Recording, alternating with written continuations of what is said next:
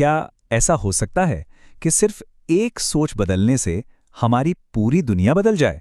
सुनने में शायद अजीब लगे, लेकिन नॉर्मन विंसेंट पील की जो मशहूर किताब है the power of positive thinking, वो यही कहती है। तो चलिए आज इसी किताब के कुछ सबसे दमदार आइडियाज को समझते हैं। देखिए, ये कोई मामूली बात नहीं है, ये इस किताब का कह सकते हैं मूल मंत्र है।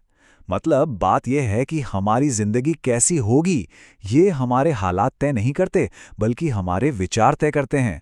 तो सवाल यह है कि भाई ये काम करता कैसे है? चलिए देखते हैं।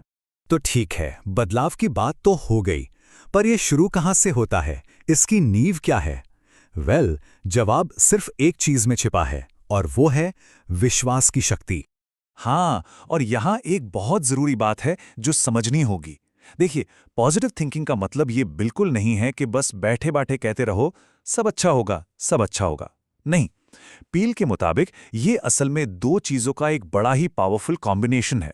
पहला, खुद पर अटूट भरोसा, और दूसरा, इस बात पर यकीन कि कोई हमसे बड़ी शक्ति भी है जो हमारी मदद करती है। तो फिर हमें रोकता कौन है? सबसे बड़ी रुकावट क्या है? कोई और नहीं, कुछ बाहर का नहीं, बल्कि हमारे ही अंदर की वो जो इनसिक्योरिटी होती है ना, वो जो कमी की भावना होती है, वही। सच कहूं तो यही वो अदृश्य जंजीरें हैं जो असल में हमें आगे बढ़ने से रोकती हैं। ओके, तो सवाल यह है कि इस विश्वास की नींव को मजबूत कैसे किया जाए? किताब में एक बहुत ही सिंपल तरीका बताया गया है, वो ये कि इस तरह के पावरफुल वाक्यों को दिन भर अपने मन में दोहराते रहें, तब तक जब तक ये हमारी सोच का, हमारी आदत का हिस्सा ना बन जाएं। ये बिल्कुल अपने दिमाग को कह लीजिए रीप्रोग्राम करने जैसा है। चलिए, तो नींव तो हो गई विश्वास की, लेकिन इस बदलाव के लिए जो एनर्जी चाहिए, जो ताकत चाहिए, वो कहां से आएगी? जवाब फिर से कहीं बाहर नहीं, हमारे अंदर ही है। हमारे अपने मन की वो जबरदस्त, कभी ना खत्म होने वाली शक्ति। और किताब में ना एक बड़ा सीधा सा कनेक्शन दिखाया गया है। सोचिए, अगर हमारा मन थका हुआ है, नेगेटिविटी से भरा है, तो इसका सीधा असर हमारे शरीर पर पड़ेगा।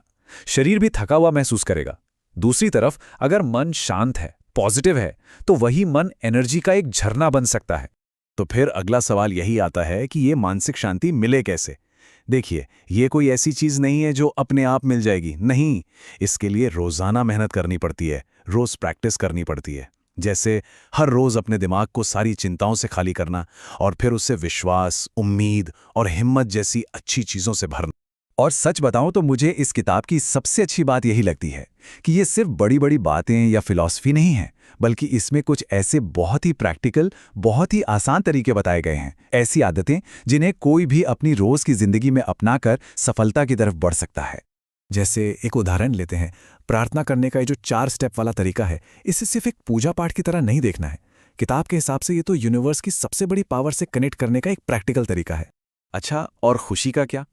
हम सब खुशी चाहते हैं, है ना? तो किताब कहती है कि खुशी हमारे हालातों पर डिपेंड नहीं करती। ये एक चॉइस है, एक फैसला है जो हमें हर रोज, हर सुबह करना पड़ता है।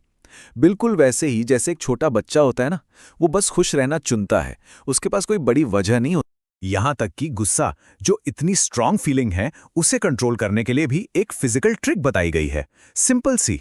जब भी गुस्सा आए तो बस 3 काम करने हैं। अपनी बंधी हुई मुट्ठियां खोल दीजिए, अपनी आवाज को धीमा कर लीजिए, और हो सके तो बैठ या लेट जाइए।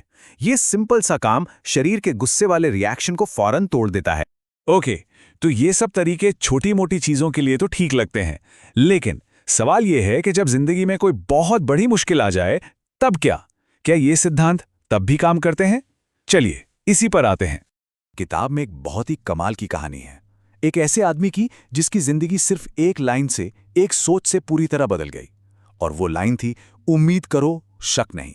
ये कहानी अपने आप में एक सबूत है कि जब हम दिल से अच्छी चीजों की उम्मीद करते हैं, तो हम असल में उन्हें अपनी तरफ खींचना शुरू कर देते हैं। और अगर इस सोच की असली ताकत को समझना है ना, तो जरा इस आदमी की कहानी सुनिए। एक ऐसा इंसान जो जिंदगी से पूरी तरह हार चुका था। शराब की लत ने उसे एकदम बर्बाद कर दिया था। यहां तक कि डॉक्टरों ने भी हाथ खड़े कर दिए थे, कह दिया था कि अब कोई उम्मीद नहीं है। तो सोचिए, जब हर तरफ से सारे दरवाजे बंद हो गए, तब उसने पूरी तरह टूटकर हताशा में एक बंद चर्च के बाहर खड़े होकर ऊपर वाले से मदद की गुहार लगाई। और कहते हैं कि ठीक उसी पल उसे अपने अंदर एक बहुत ही गहरा, एक बहुत ही शक्तिशाली बदलाव महसूस हुआ। बस वो एक पल, और उस एक पल के बाद उस आदमी ने शराब को फिर कभी हाथ नहीं लगाया।